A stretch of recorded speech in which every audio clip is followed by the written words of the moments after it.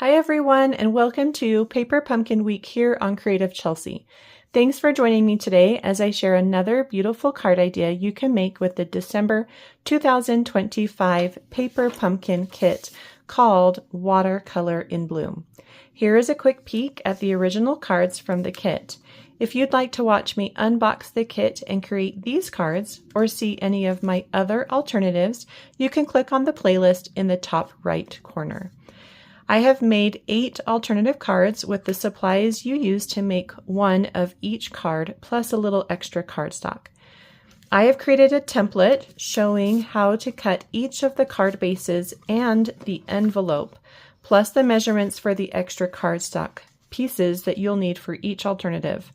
And you can find the link to download this cutting guide on my blog, creativechelsey.com, or below in the description. This is the second alternative card I'll be sharing with you this week. This card is all about layering. The watercolor background sets the tone, while the simple square sentiment panel keeps the design balanced. I love how the floral die adds movement and texture without overpowering the sentiment. If you are new to my channel and would like to continue to see all of my paper pumpkin alternatives, make sure to subscribe using the link in the bottom right corner. I would love to be your Stampin' Up! Demonstrator. If you're interested in getting your own Paper Pumpkin subscription, please use the link in the description below to subscribe. So here are the pieces from the kit that you're going to need to make this card. You're going to need a half of that blue to green card base. This is 4 1/4 by 5 1/2. We're also going to be using the long vellum, and I'm going to be cutting this with you. We have the square label from the kit, as well as the large leaf and fern die cut and the medium flower. And then you'll also want to have some of the envelope scraps. So this I cut for our first alternative, and I just like to keep those scraps on hand for some extra stamping, which we have on this card. The extra cardstock you need is a card base, and I'm using thick basic white cardstock. I also have some shaded spruce cardstock as well as some bubble bath cardstock, just to add some accent colors to my little floral detail here. And I am cutting those out with the Abundant Joy dies, which is a coordinating die set, and unfortunately they have already sold out of this. So if you don't have it, just find some little detail floral dies, and you could definitely use that as well. So let's go ahead and cut this vellum piece. We're going to cut it to 3 1/4 on one side, and then the other side will be left at 2 1/4. We are using the 3 1/4 piece today, so hold on to the other one for a future alternative. So once we've done that, we can start adding some pieces to our card base. Let's begin with our watercolor piece. And I'm placing it so that the blue is at the top and the green is at the bottom. And we should have edge to edge on that. So it's a full card front. Next, we'll layer our vellum piece on top. We want about 1 inch from the top, and the adhesive needs to just be off to the right so that it gets hidden behind our elements. So don't cover the whole piece with adhesive or you'll see it. Do you see how you can see it coming through? So you need to make sure you place it where you're going to hide it. Now this is not quite a full square, it's a little longer on one side, so we want that shorter edge at the top and the long side on the sides. And then we're going to stamp this with both the thank you and the so much greetings from the Paper Pumpkin Kit. So start with thank you. We want it to be a little higher than center.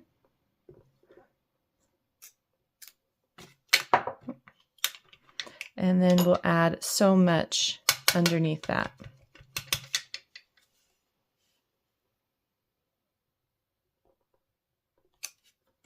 And it's going to look something like this. And we can pop this up with dimensionals. And then we're going to just put it right over that adhesive. We want kind of an even border along the top and bottom and a little bit on that side. So it'll look like this. So it's kind of in the center of the card, but it doesn't look center because of this vellum piece, which it's kind of fun to have it be off just a little bit. All right, so for our little details, we're going to start with our large leaf element, and I'm just going to put it on with a dimensional in this bottom left corner. And then we're going to do some stamping and die cutting. So grab those extra pieces. So from the shaded spruce, we're going to cut out 2 of the fern dies. From the bubble bath, we're going to cut out 2 of the sprig dies. You can see I already cut some. So there's those 2. On that envelope paper, we're going to stamp 3 of this leaf and branch image in Pretty Peacock ink on our envelope, and we're going to fussy cut those out.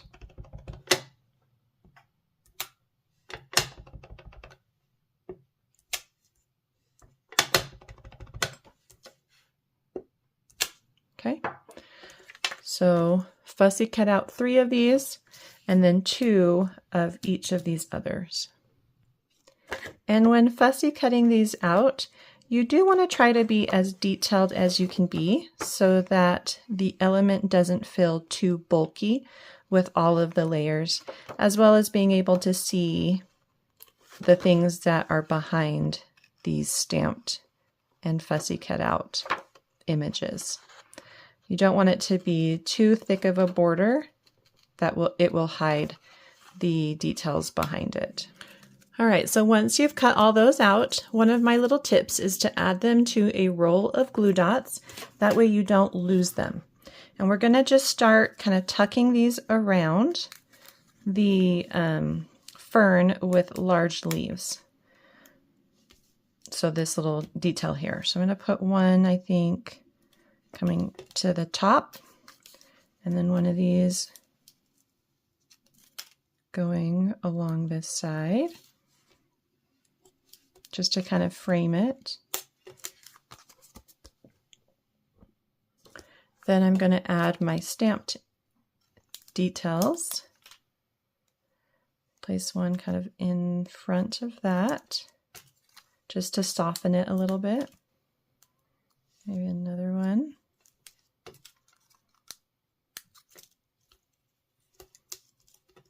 Okay, super cute. And then some of these pink.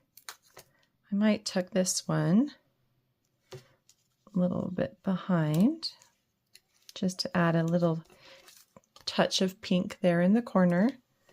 And then another one.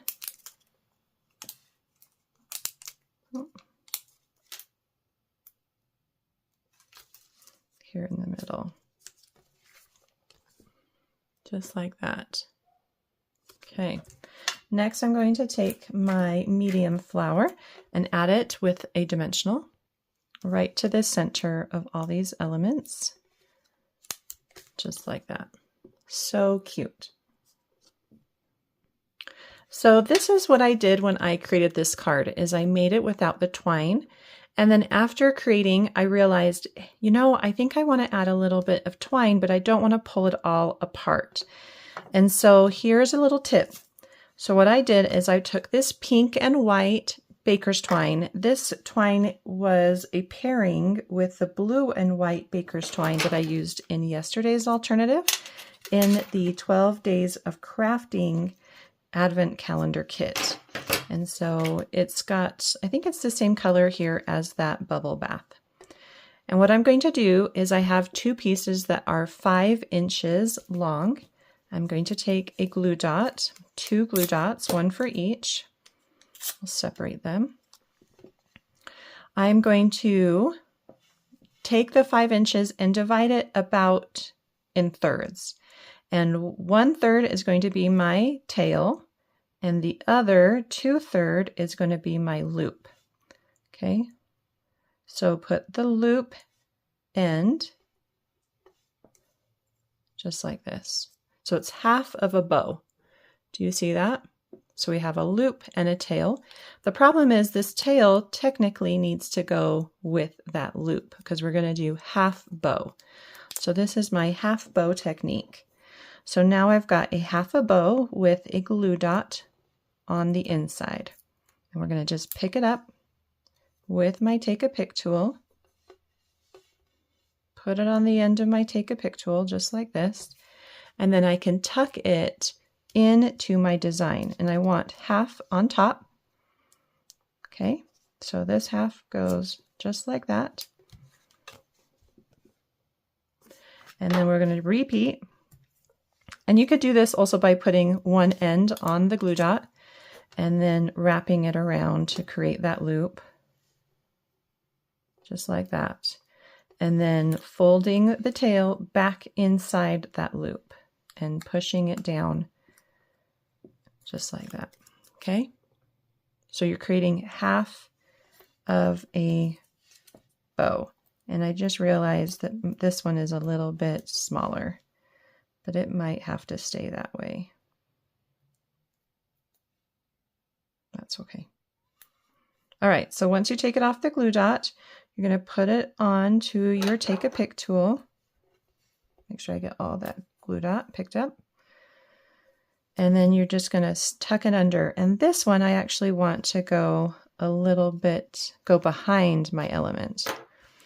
So I guess that's okay that it's a little smaller because I could probably bring it up just a little bit to make it look bigger. There. Okay. So the fun thing about doing half bows is they don't need to stay on the same layer. So you can see here that this half bow is on the top and this half bow is on the bottom. But it's just really fun to even include it. I think it definitely softens the card up a little bit. You can also add any other embellishments that you want, like sequins or rhinestones, but this card is all done. I hope you enjoyed watching me create this really quick and simple alternative card made with the December 2025 Paper Pumpkin Kit. If you're interested in getting your own Paper Pumpkin Kit, please do so using the link in the description below to subscribe. If you would like to see written instructions or close-up images on how I created this card, you can visit my blog, creativechelsey.com. Thanks so much for watching. Have a creative day. Bye.